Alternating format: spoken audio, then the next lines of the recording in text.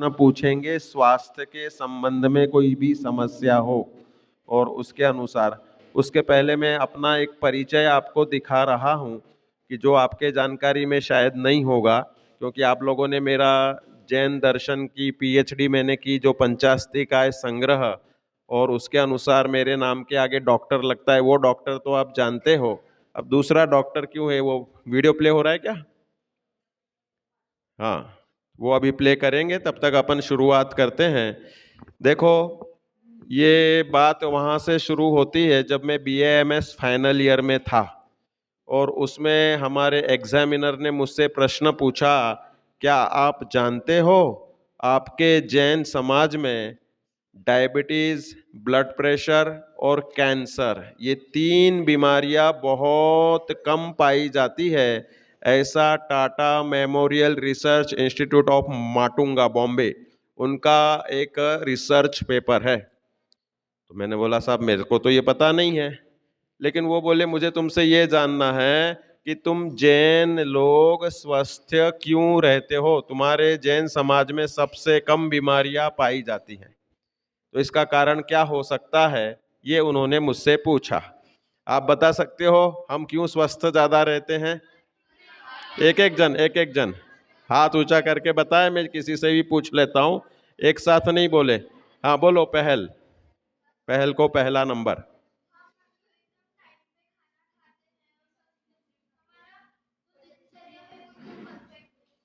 दिनचर्या परफेक्ट है, इन्होंने ये कहा। जैनिज्म के परिप्रेक्ष्य में बताओ ना, ये दिनचर्या तो बाकी लोग भी परफेक्ट रहते हैं।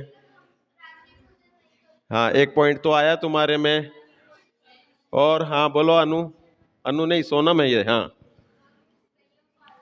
संयम पालते हैं, इन्होंने भी थोड़ा सा एक पॉइंट लाया। हाँ, माही क्या बोलना चाह रही है? छना पानी पीते, ये भी ठीक है। पीछे हाँ बोलो।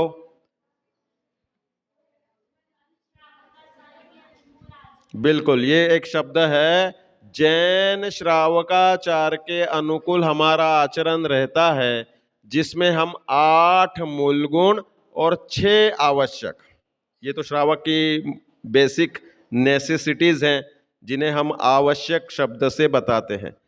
तो 8 मूल गुणों के नाम सबको आते होंगे। सबसे सरल है, एक जन बता दे, 8वीं वालों में मालूम है 8 मूल गुण, बोलो। हाँ, परिधि, ठीक है। सरल से सरल, 3 मकारों का त्याग और 5 औदुंबर फलों का त्याग। तो मैंने बोला कि साहब हमारे समाज में कोई मदिरा नहीं पीता, कोई किसी प्रकार से मांस भक्षण नहीं करता, और कोई किसी प्रकार से शहद मधु को भी नहीं लेता। बोले ये तो बात सही है। बोले ये तो फिजिकल हेल्थ को मेंटेन करेगी, क्योंकि ऐसा रिसर्च है कि सेल्फ जनरेशन वाले बैक्टीरियाज और वायरसेस और फंगस, ये हमारे सब 8वीं 9वीं वाले जानते हैं कि बैक्टीरिया, फंगस और वायरस कितने कितने इंद्रिय जीव हैं। हाँ, कौन बताना चाहेगा? पहले लिखवाए हैं, आपको याद भी होंगे। कनिष्ठ वाले में युक्ति बताओ। हाँ, वायरस। हाँ, वेरी गुड। देखो, इन्होंने बता दिया कि बैक्टीरिया जो होता है वो द्विंद्रिय होता है, लट जाति का होता है। उसके बहुत सारे वीडियोस भी हमारे पास में है। फंगस होती, फफूंद होती, वह वनस्पति कायिक होती है, वह वनस्पति कायिक से फफूंद, वह एक इंद्रिय। और तीसरा बताया कि वायरस होता है, वो 3 इंद्रिय और चतुरिंद्रिय भी हो सकता है। अवगाहना छोटी है, आंखों से नहीं दिखते, लेकिन हमने बताया कोरोना का वायरस 6 फीट तक उछलता है। उछलने की क्षमता जो होती है वो चतुरिंद्रिय में शुरू होती है। आपको ये भी पहचान बताई थी, एक इंद्रिय, द्विंद्रिय, 3 इंद्रिय की क्या पहचान है? कौन बताएगा? एक इंद्रिय तो वनस्पति है, बोलो। हाँ, आदिता, आदिता। हाँ हाँ हाँ, तो देखो इन्होंने बताया बिल्कुल परफेक्ट। एकेंद्रिय एक कदम भी नहीं चल सकता, वो सेल्स जाति के जीव होते हैं, वो एकेंद्रिय हैं। द्विंद्रिय है वो पेट या सीने के बल सरक सरक के चलते हैं। 3 इंद्रिय है वो चींटी कदम ताल करके चलती है। और चतुर इंद्रिय भौरा आदि के कुछ कुछ उड़ते हैं और उस रूप में चलते हैं। तो देखो आपके लिए ये एक मेरी परिचयात्मक वीडियो देख लो। जब से मैं पढ़ता था तब से 30 साल में क्या क्या परिवर्तन हुआ देख लीजिए। हाँ, प्ले करो। ये हमारे कॉलेज का आई कार्ड है, देख लो। ये जैन औषधालय का अपॉइंटमेंट लेटर।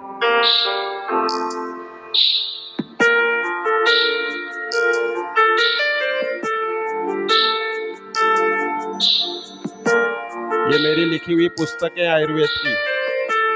ये पुस्तक का विमोचन राष्ट्रपति के उससे हाथ से हुआ। ये मुख्यमंत्री था उस समय। ये वैद्य रत्न उपाधि मिली मेरे को।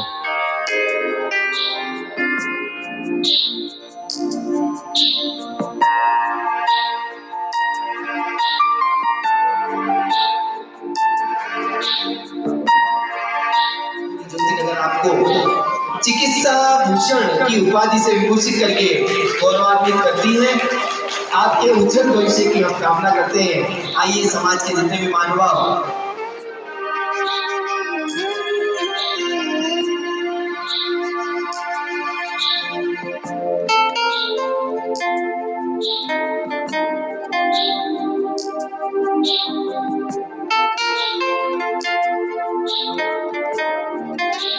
कोरोना का जिन्होंने अमिताभ वगैरह को दिया था, उन्होंने हमको भी कोरोना के लिए सम्मानित किया था।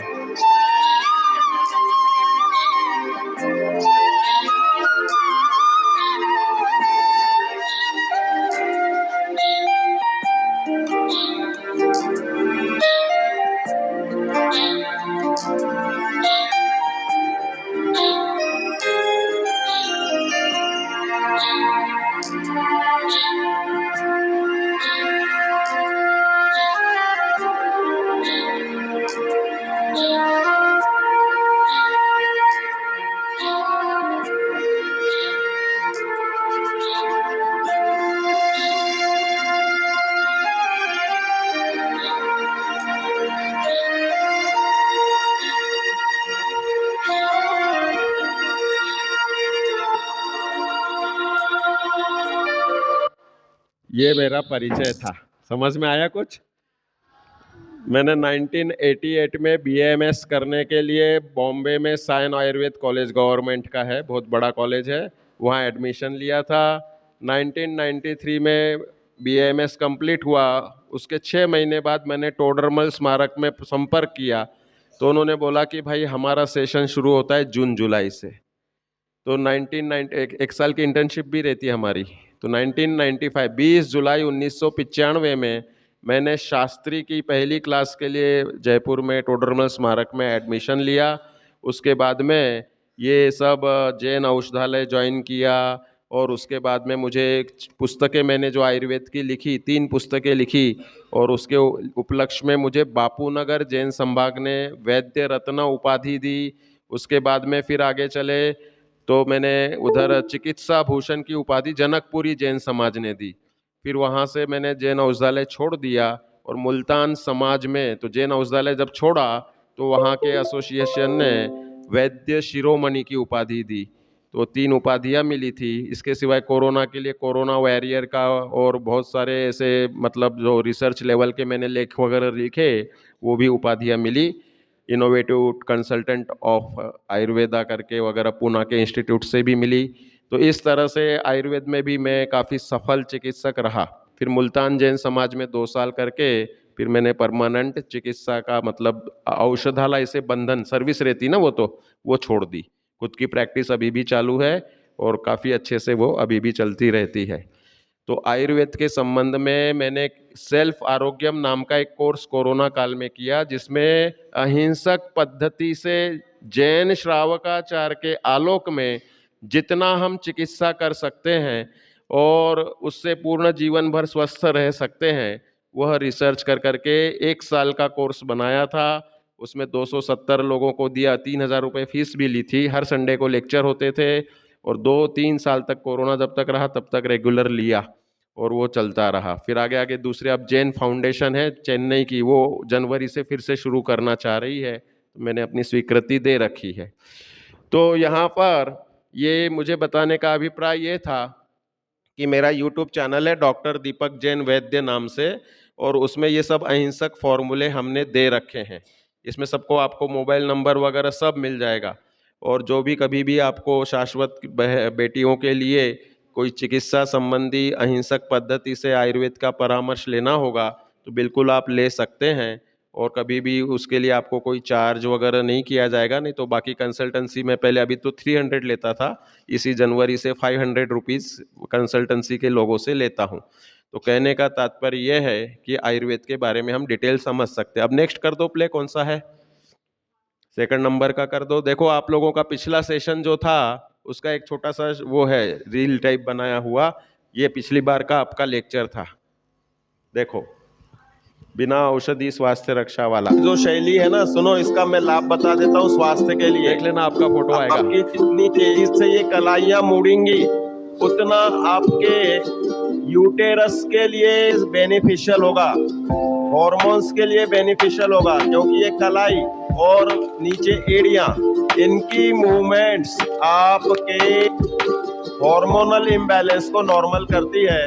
इवन जो आपको चूड़ियां और कड़े पहनने की प्रेरणा दी जाती है वो इसलिए कि ये भाग आपका रगड़ खाता रहेगा तो पीरियड्स की कोई समस्याएं कभी नहीं आएगी। पहली टिप तो मैंने मंगलाचरण के साथ ही दे दी आपको। साफ नहीं आया ना, इसलिए नहीं तो आप में से सभी के सभी होंगे, सिर्फ ये कनिष्ठ वाली और 8th वाली नहीं है, बाकी सबके सब इसमें है। और सबके ये अहिंसक ताली हमने जो बजवाई थी इसलिए बजवाई थी कि इससे अपने जो कलाइयों के व्यायाम होते हैं तो उससे आपके सभी मतलब हॉर्मोन्स को नॉर्मलाइज करने में खूब मदद मिलती है, हाथ की कलाइयाँ और पैरों की एड़ियाँ। और इसीलिए आपको कड़े कंगन ये पहनने के लिए सलाह दी जाती है, क्योंकि ये अगर ये वाला मणिबंध वाला हिस्सा कंटिन्यूस रगड़ खाता रहेगा तो आपके बॉडी के हॉर्मोन्स अच्छे रहते हैं, ऐसी रिसर्च है। तो अब देखो एक सैंपल और बता दे रहा हूँ, फिर अपना विषय शुरू हो जाएगा। 3rd नंबर का प्ले कर दें। हाँ, तो उसके बाद में पीपीटीज के माध्यम से हम विषय डिस्कशन करेंगे, फिर 15 मिनट आपकी चर्चा भी करनी है कि अपने को स्वस्थ रहने के लिए क्या चाहिए। देखो फिर दूसरा श्रावकाचार था ना, तो अष्टमूल गुण आपने बता दिए। फिर 6 आवश्यक का श्लोक कौन सुनाएगा कि सभी को आता है? हाँ बोलो, देव पूजा। नमस्कार मित्रों, स्वास्थ्य के अहिंसक नुस्खे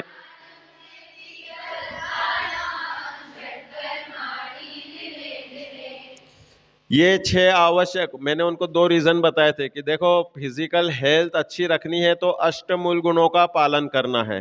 तो अष्टमूल गुण में 30 श्रावकाचार ग्रंथ में अलग अलग प्रकार से डिस्क्रिप्शन दिया है, जिसमें जल गालन भी आ गया, जीव दया का पालन आ गया, देव दर्शन भी नियम से होना चाहिए, और इसके सिवाय आपका रात्रि भोजन त्याग भी उस अष्टमूल गुण में गिना गया है। तो इस रूप में देखा जाए तो मैंने उनको ये बताया कि हमारे में देखो नियम से ये सब चीज़ें करते हैं। तो 6 आवश्यक की बात भी इस पे आ गई अपनी, देव पूजा करते हो, गुरु की उपासना, स्वाध्याय, संयम, तप और दान, ये 6 कर्म करते हो तो आपको जो मेंटल रिलैक्सेशन, जो अपना ब्रेन में 2 हार्मोन्स होते हैं पॉजिटिविटी के लिए और खुशी हार्मोन्स होते हैं, खुशी सुख देने वाले, सुखदायिनी, कौन से? डोपामाइन, सेरोटोनिन, ये दोनों हार्मोन्स का जितना भी वो होना चाहिए फॉर्मेशन, वो बहुत अच्छे से होता है जब आप किसी को सुख देते हो। ये हमारे 6 आवश्यकों में हम दान भी लेते हैं, भगवान की भक्ति करते हैं तो रिलैक्स होते हैं कि नहीं, खुशी होती है कि नहीं होती है?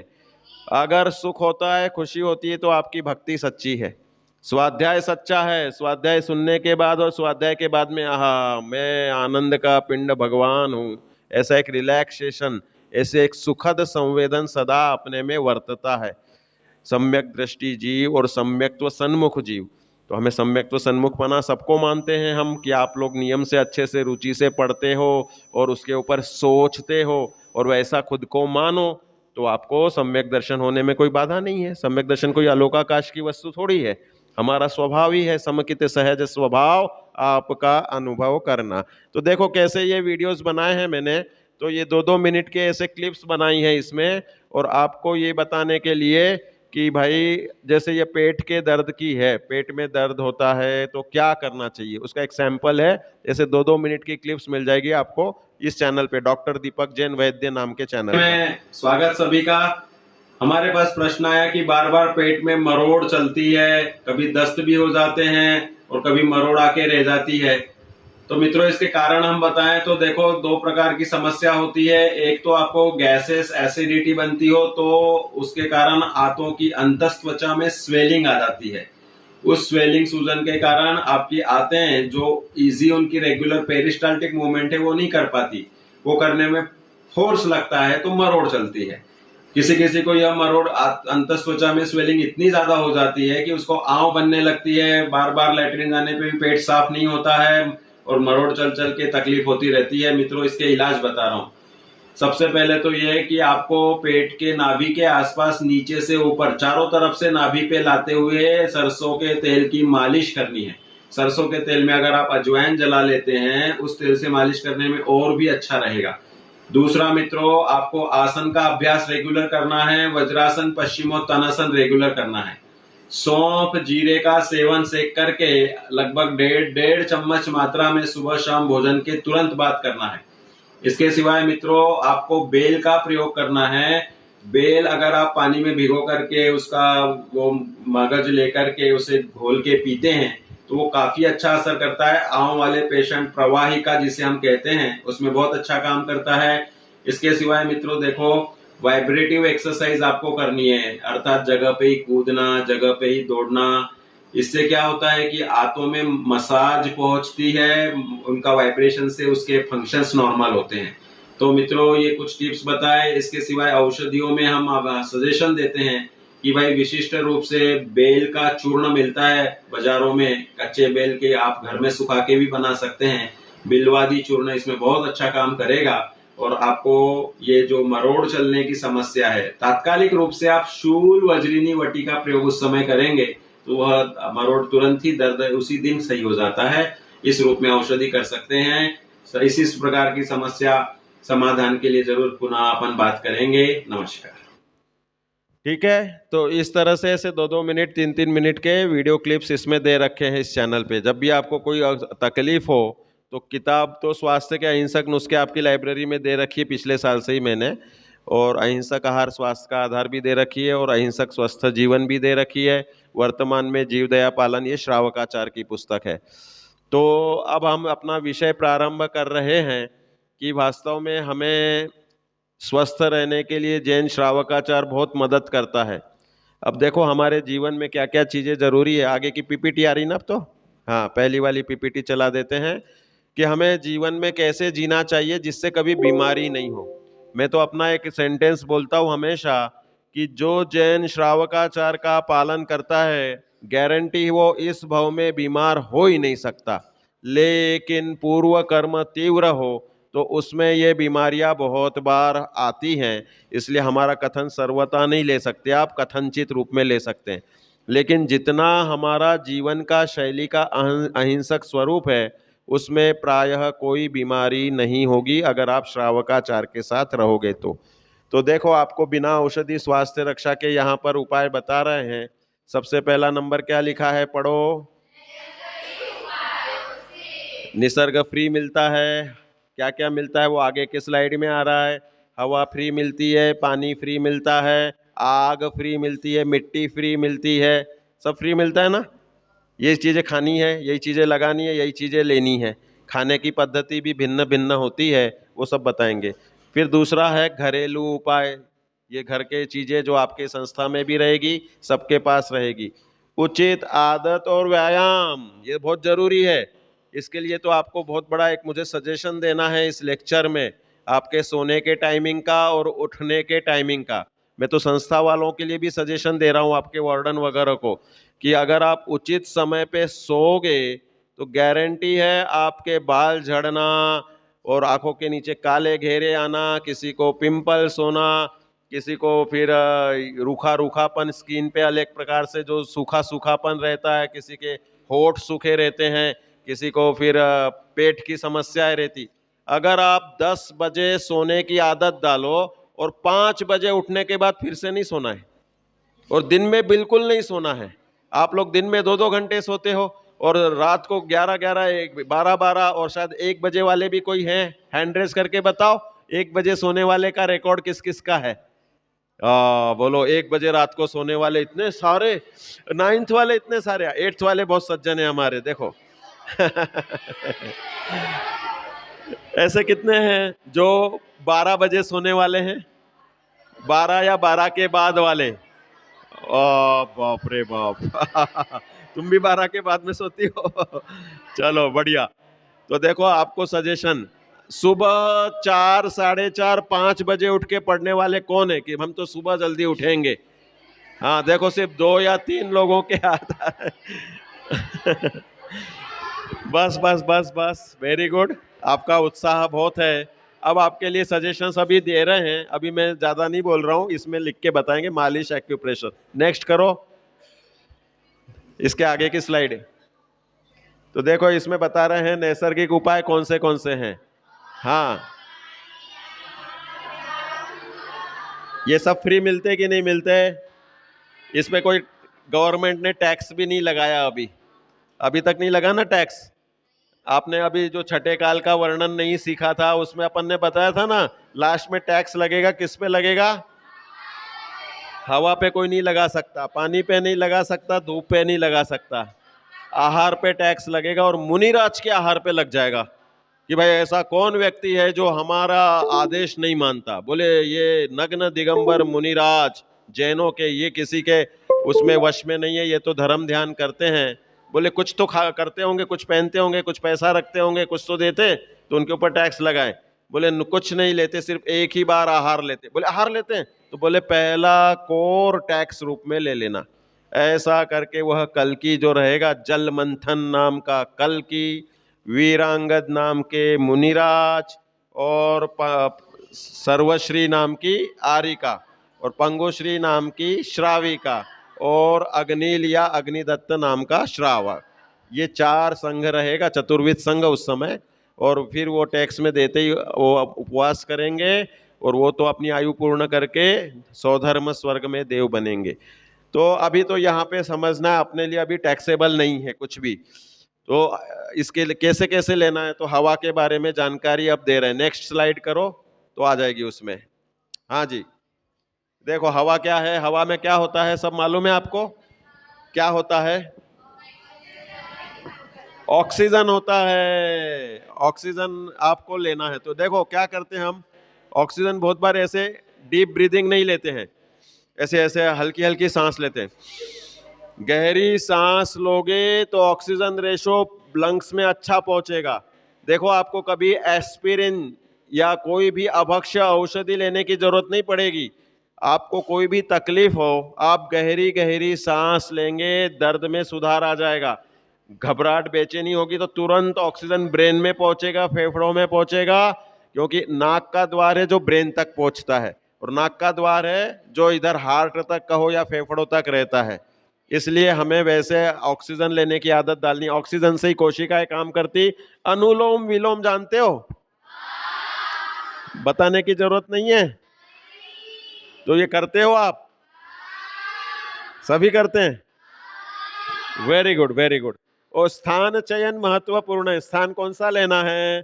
तालाब के किनारे, खुली हवा में। आपका तो इधर कोई पॉल्यूशन है ही नहीं। AQI होता है, air quality index. Air quality index में आपका डबोक का या ये जो आता है, तो ये बहुत अच्छा है, 50 के अंदर रहता है।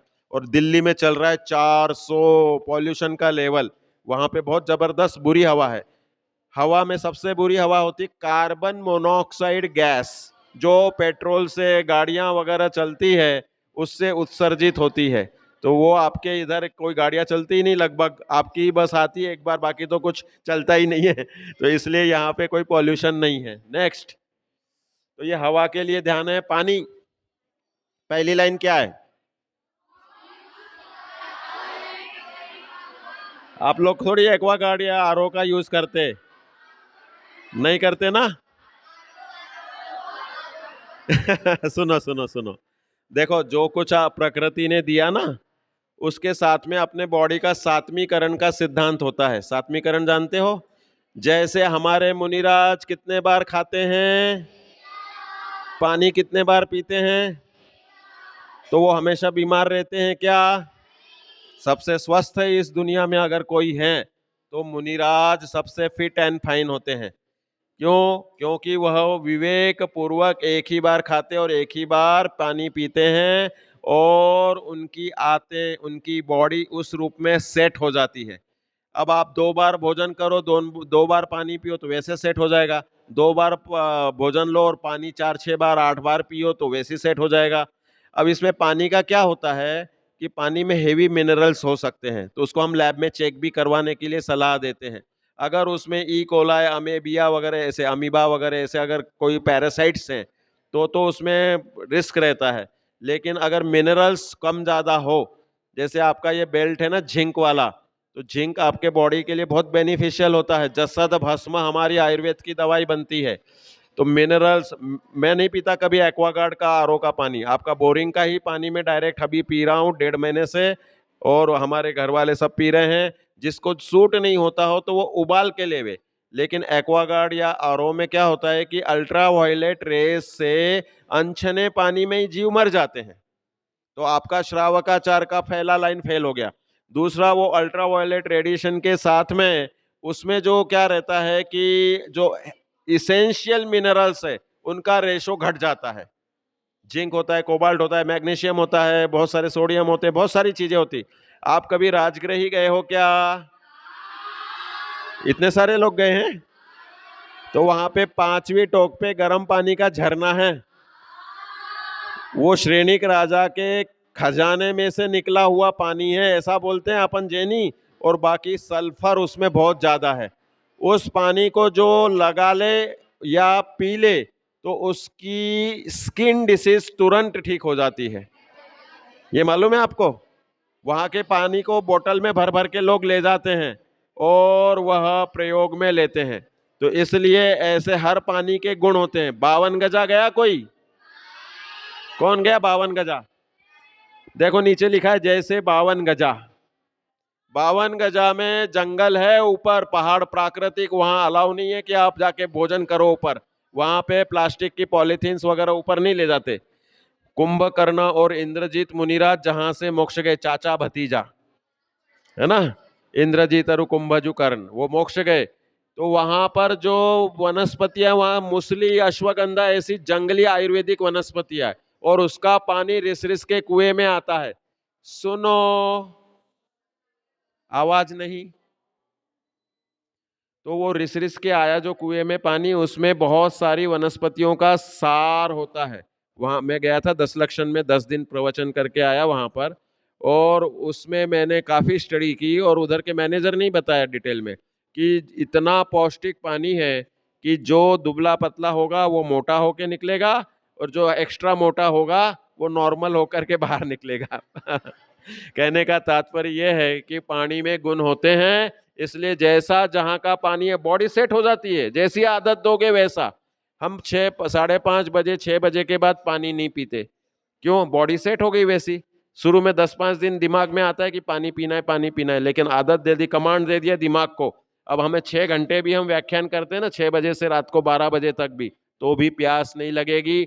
जैसे कि हमें कभी ऐसा भाव नहीं आता कि हम खून पीवे या कोई गंदी चीज खावे, नहीं आता ना सपने में भी भाव, क्योंकि दिमाग को हमने इतना कमांड दे दिया है। आप जो कुछ करो दृढ़ता के साथ में, पक्का कमांड दे के करो, आपको कोई तकलीफ नहीं होगी। देखो अभी सोने की भी बात बताएंगे आपको। तो देखो ये मिनरल्स में कोबाल्ट, जिंक, मैग्नीशियम। पानी पीने का तरीका कैसा होता है मालूम है? देखो पानी को, अपन शाकाहारी है कि मांसाहारी? तो शाकाहारी में गाय, भैंस, हिरन, इनका सबका पीने का तरीका देखा।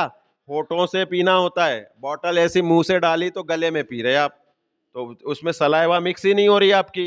लार पाचन करने में महत्वपूर्ण है। अगर आप घूट घूट पानी पीते हैं और उसमें अच्छे से सलाइवा मिक्स होती है तो कभी आपको पेट की तकलीफ नहीं होगी, कभी खुश्की नहीं होगी, ड्राइनेस नहीं होगी, पिंपल्स नहीं होंगे। लोग क्या करते हैं, सीधा सबकी बॉटल ही रखी रहती मेरे ख्याल से, तो अब ग्लास तो कोई लेता ही नहीं आजकल, सीधा बॉटल से गट गट गट गट कर देते हैं। तो उसमें क्या है कि पानी ज़्यादा देर मुंह में रहता ही नहीं, और ग्लास से पिए तो 1 घूंट 2 घूंट ऐसे पीते ना। तो इस तरह से दूध कैसे पीना चाहिए, सिप ले लेके पीना चाहिए। सिप समझते हो ना, एक ऐसे 1 1 2 2 3 3। हाँ, तो ऐसे ही पानी को भी थोड़ा स्लो पियोगे तो सलाइवा मिक्स होगी, तो आपको पाचन संबंधी कभी तकलीफ नहीं होगी। ये प्रैक्टिकल करना जरूरी है। बॉटल ले रहे हैं तो फिर बॉटल को मुंह लगा के पीना पड़ेगा आपको, कि जिससे वह घुट घुट धीरे धीरे और मुंह में सलाइवा होठों से पीना है। इस तरह से ध्यान रखना। और गर्मी सर्दी में पानी की मात्रा, कितने बोतल पानी पीता है कौन, हाईएस्ट वाला कोई है कि कम वाला है? कोई आधी बोतल पानी पीने वाला, 1 बोतल पानी पीने वाला है कि नहीं है? है, देखो आधी 1 बोतल वाले भी हैं। देखो आपको 2.5 से 3 मिनिमम 2.5 से 3 लीटर पीना चाहिए सर्दियों में, और 4 से 5 लीटर तक का पानी, डिपेंड, सबकी आदतें भिन्न भिन्न होती है, तो वह गर्मियों में पीना चाहिए।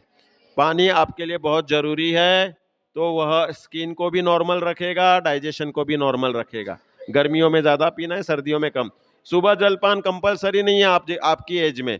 जिनको पीना है वो सर्दियों में गुनगुना पानी पीवे, तो उसमें न्यूट्रिशन, बहुत बार ऐसा होता है ना कि आप इधर उधर स्कूल में पढ़ रहे, टाइम नहीं मिला, पानी कम पीने में आया, तो अगर सुबह पीने की, अगर पीना चाहो तो सुबह अपने सूर्योदय के 48 मिनट बाद, 1 घंटे बाद, मतलब आप जब इधर से पूजन वगैरह कर लेते तो 8 सवा 8 हो ही जाते हैं, सूर्योदय लगभग 7 सवा 7 का है, तो उस समय पीने के बाद में उसमें पी सकते हैं गुनगुना पानी। उसमें नींबू वगैरह निचोड़ के ले तो ठीक है, नहीं लो तो सिंपल गुनगुना पानी 1 आध ग्लास पी लो।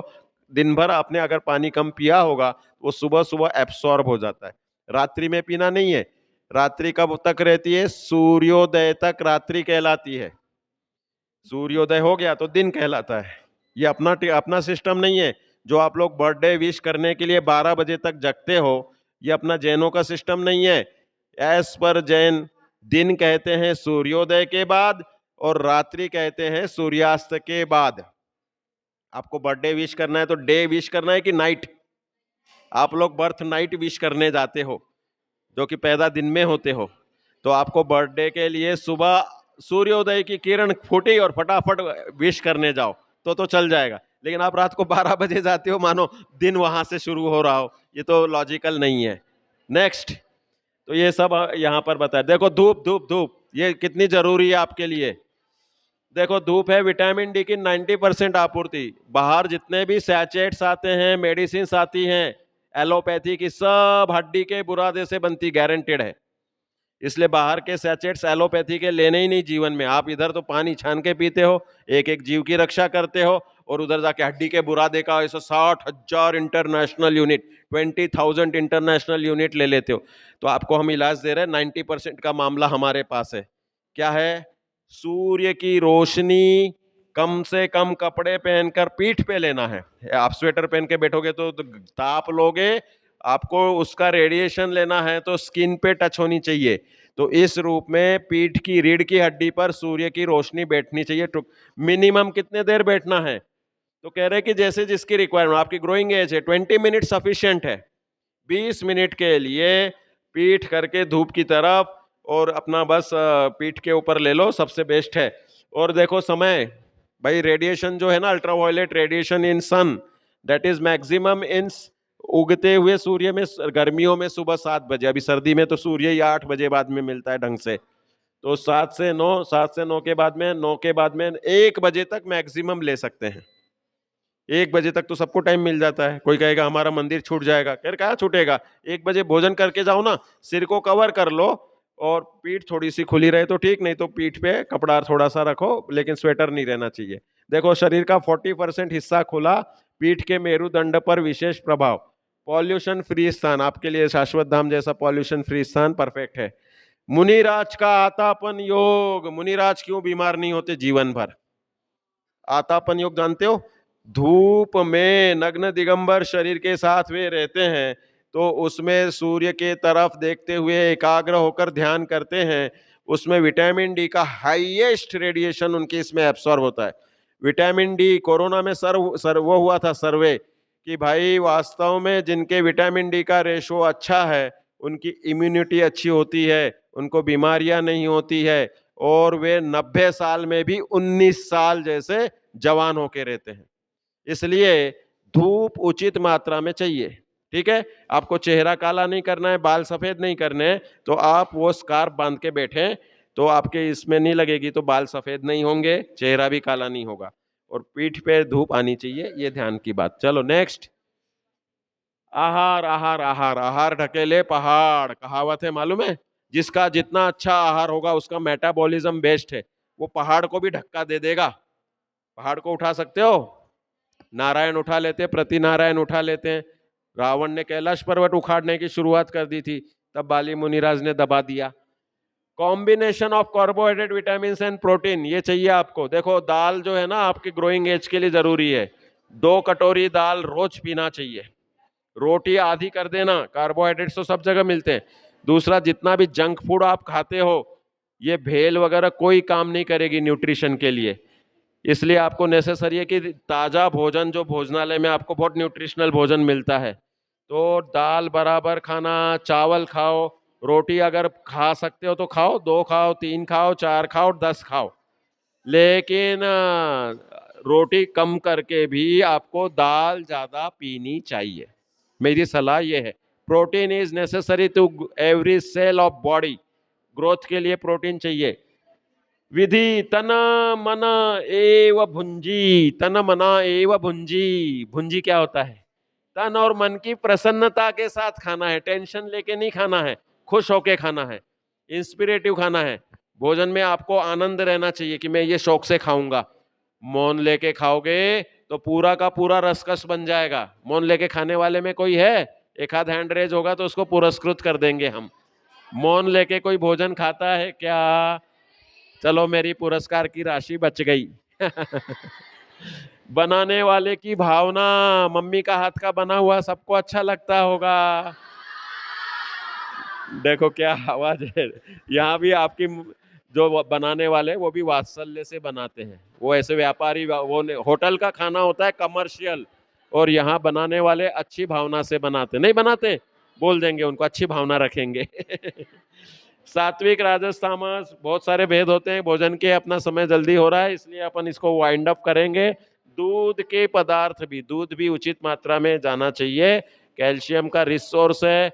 इस हिसाब से अंतर मुहूर्त का दूध मिल जाए तो लॉटरी, और नहीं मिले तो देखो बादाम का दूध बना लेते हैं, बहुत बार सोयाबीन का दूध बनाते हैं, या नारियल का कद्दू, वो मतलब कस कर लो, किस करके, और उसको फिर मिक्सी में चला के, मतलब पानी मिला के दूध बन जाता है। उबाल लो सो ठीक, नहीं उबालो सो वो कच्चा दूध भी चल जाएगा नारियल का। नेक्स्ट। तो इस तरह से विहार में देखो, उचित एक्सरसाइज 30 मिनट्स रोज, घूमना टहलना, ब्रिस्क वॉक नेसेसरी है, पर्वतारोहण, तीर्थ यात्रा, पहाड़ हर 3 महीने में जाना चाहिए, और भोजन पश्चात शतपावली, नींद के बाद, भोजन के बाद तो कभी भी सोना मत, सोओगे तो गैस बनेगी और पाचन बिगड़ेगा। आपको दिन में सोना ही नहीं चाहिए, ये स्टूडेंट्स एज है, स्टूडेंट्स एज वालों को दिन में नहीं सोना चाहिए। रात को हमने आपको, देखो सोने के बारे में बता देता हूं, अगर आप, गारंटी है कोई भी तकलीफ हो किसी को, 10 बजे मैक्सिमम 10:30 कर लो, आपकी जैसी भूमिका है। यहाँ से तो 9 बजे से ही फ्री कर देते हैं ना, यहाँ तो 8 बजे, 8:30 के बाद एक क्लास होती होगी, तो 9:15 तक फ्री हो जाते हो। आप जाके पढ़ाई करो, आपको घूमना फिरना है। भोजन के बाद में 6 बजे तक का टाइमिंग, आप बाहर घूमो, बात करो, एंजॉय करो, मस्ती कर लो, लेकिन बाकी रात्रि में आपको इधर से जाने के बाद में थोड़ा 5 मिनट बैठ करके और अपनी पढ़ाई करो, होमवर्क करो। 10 बजे आपके यहाँ की सबकी चैम्बर्स की लाइट ऑफ कर देनी चाहिए मेरे हिसाब से तो, लेकिन वो नहीं कर रहे तो चलो 10:30 तक तुम लोग खुद ही अपने सो जाओ। धीरे धीरे आदत को सुधारना है, ऐसा नहीं कि 12 बजे 1 बजे वालों के इधर रेशो 50% निकल रहे। और सुनो, 5 बजे तो उठाते ही हैं आप, 4:30 पे आपको, जैसे किसी को पढ़ाई का ज्यादा क्रेज है तो वो 4 बजे उठे, 3 बजे उठे, लेकिन सुबह के टाइमिंग में उठे। ऐसा नहीं कि आप जगो इधर 11 बजे, 12 बजे, 1 बजे, और 5 बजे तो उठना कंपलसरी है ही, तो आपकी नींद 4 घंटे की होगी, वो भी ब्रेक होके होगी, तो दिन भर आलसी रहोगे। और 11 बजे, 10, 10:30, 11 तक सो जाओ, और उसके बाद में 5 बजे उठोगे, 6 आवर्स मिनिमम, तो आपकी नींद बराबर हो जाएगी। और फिर 5 बजे उठने के बाद फिर से सोना नहीं है। मैंने ये भी सुना कि आप योगा करने के बाद बहुत से जन फिर से बैक टू पैवेलियन सो जाते हैं, ऐसा नहीं होना चाहिए, वो तो पढ़ने का टाइम है। उस समय एक पाठी बन सकते हो आप, और रात भर पढ़ोगे, 4-4 बार पढ़ने में भी याद नहीं होगा। तो ये सब ध्यान रखने की बातें हैं। मेरा सजेशन है कि हम तो इनको संस्था वालों को भी बोलना चाह रहे थे कि 10:30-11 बजे एक बार स्विच ऑफ कर दो सबका।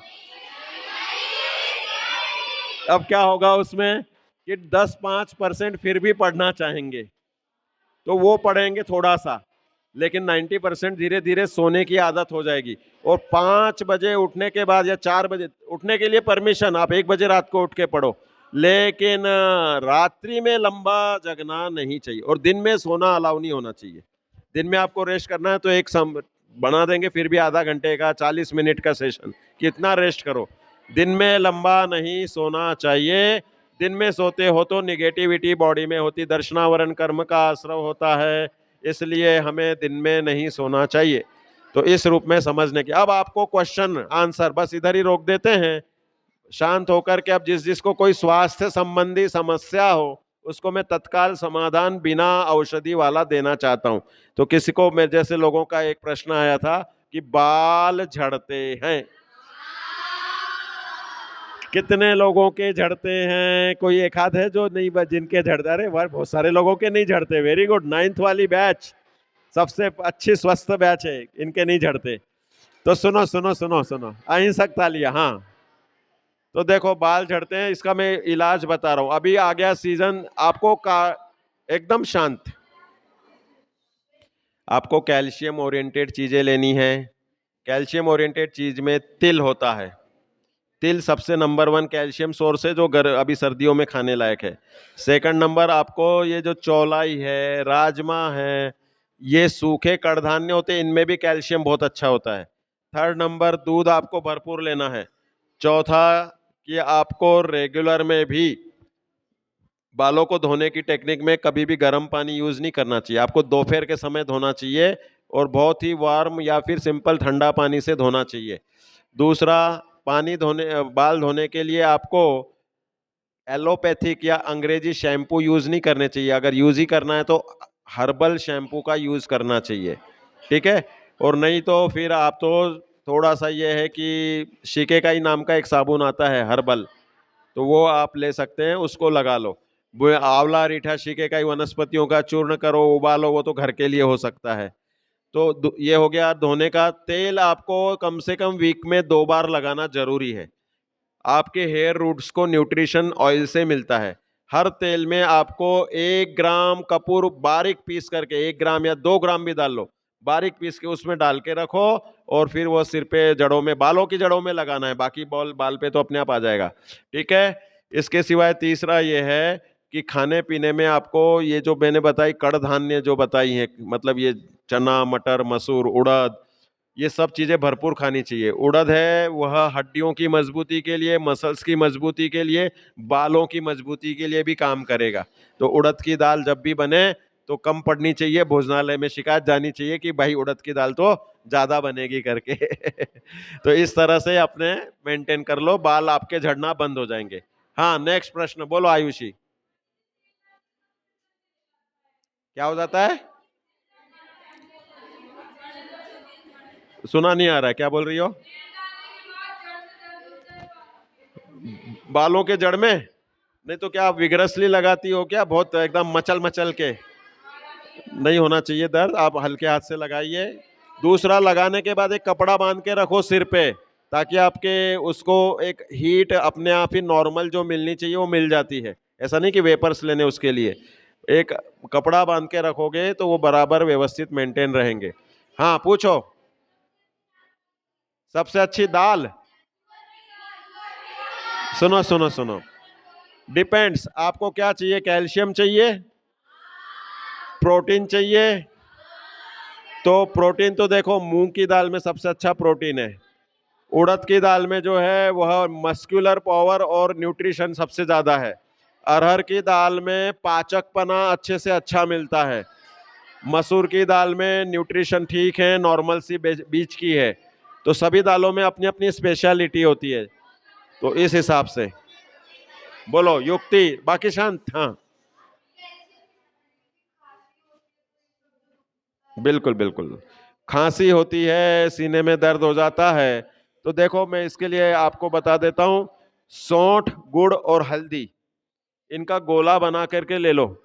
इधर मिल जाएगा आपको भोजनालय में। आप रिक्वेस्ट लेटर लिख के दोगे ना कि मुझे गुड़ में 1 चम्मच सौंठ और 1 चम्मच हल्दी, इनको गुड़ में मिला करके बिना कोई सेके, कोई उद्यम नहीं बता रहा हूं मैं, पिछले साल तो अपन ने बर्फियां बनवाई थी, लेकिन इस बार आपको खुद सेल्फ बनाने के लिए कि 3 ग्राम 4 ग्राम तो गुड़ लेना है और आधा ग्राम सौंठ 1 ग्राम हल्दी ले लो और उसको आपस में चूर करके लड्डू जैसा बना लो, उसे खा लो। 10 मिनट तक पानी नहीं पीना, और ऐसे ही सुबह का एक शाम का, ऐसे 5 दिन करो, देखो आपकी जुकाम भी सही हो जाएगी, कफ बनना बंद हो जाएगा, सीने का दर्द भी बंद हो जाएगा। पेट में दर्द होता है, देखो सरसों के तेल की मालिश करनी चाहिए। खांसी होती है इसलिए पेट की आंतें खिंच जाती हैं, तो उसको तो तात्कालिक रूप से सरसों के तेल में थोड़ा सा सेंधा नमक मिला करके लगा लो पेट पे, तो दर्द में राहत मिलेगी। एक दूसरा ये है कि खांसी ठीक करना है तो वो सौंठ गुड़ काली मिर्च वाला, उसमें काली मिर्च मिला लो 1 हाथ कूट करके, तो वो सही हो जाएगा। नहीं तो लौंग चूस लो, 2 लौंग सुबह 2 लौंग शाम को। अगर किसी को छाले होते हैं तो लौंग कम लेना है, फिर वो इसको गर्म चीजों को कम लेवे। हाँ बोलो तनिषा। मुंह से पिंपल्स, पिंपल्स के लिए देखो, एक तो मुंह में, हाँ सर बता रही हो, सर दर्द, सर दर्द क्यों होता है इसकी समीक्षा जरूरी है। आप क्या टेंशन लेते हो इसलिए होता है, क्या गैसेस बनती है इसलिए होता है? हाँ, तो गैस बनने के कारण होता है, तो सौंफ और जीरा ये दोनों का आप मिश्रण करके सेक करके लेना ज्यादा अच्छा रहेगा। कच्चा नहीं लेना है, सेक करके लेना है।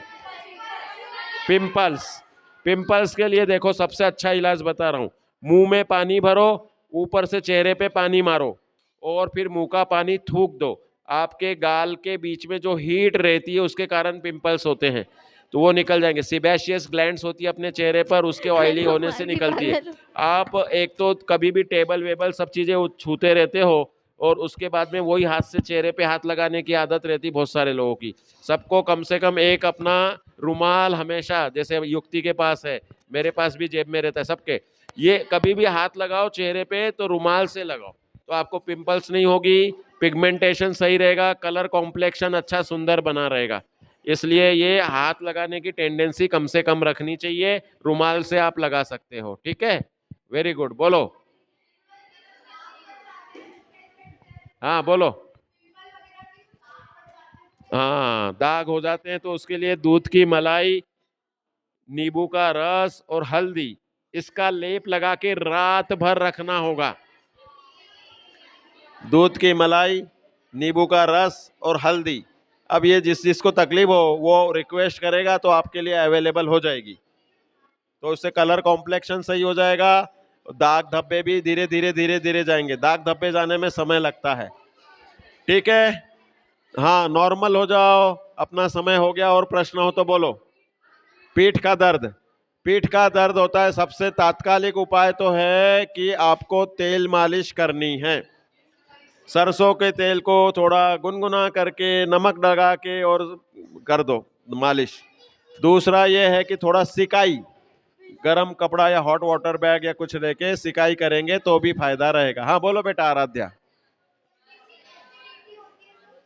एसिडिटी होती मतलब ये कि खाया हुआ डकार के साथ में कुल्ला जैसा मुंह में आ जाना या ज्यादा डकारे आना, गैसेस बनना, उसके लिए सौंफ और जीरा सेक करके रख लेंगे। जो मैं चूरन दे रहा हूँ ना सबको, वो सौंफ जीरा ही है, उसमें शक्कर और थोड़ा नमक और टेस्ट के लिए अमचूर डाला हुआ है, तो वो उससे काम करता है, वो आप लोगों के लिए अलग बना है। और बाकी सिंपल सौंफ जीरा सेक के लेंगे तो एसिडिटी सॉल्व हो जाएगी। हाँ, 1-2 प्रश्न और ले लेते, बाकी हो गया। हाँ,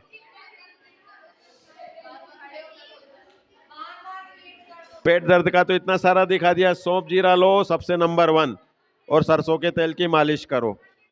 हाँ,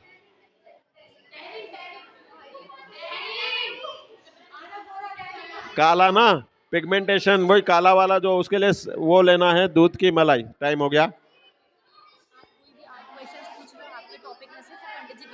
हाँ ठीक है, सुनो, अभी आपका प्रश्नोत्तर सत्र लेना है। पंडित जी साहब आपके लिए प्राइज भी लेके आए हैं, तो अपन अपने जैन दर्शन के आलोक में फिर से आ जाते हैं।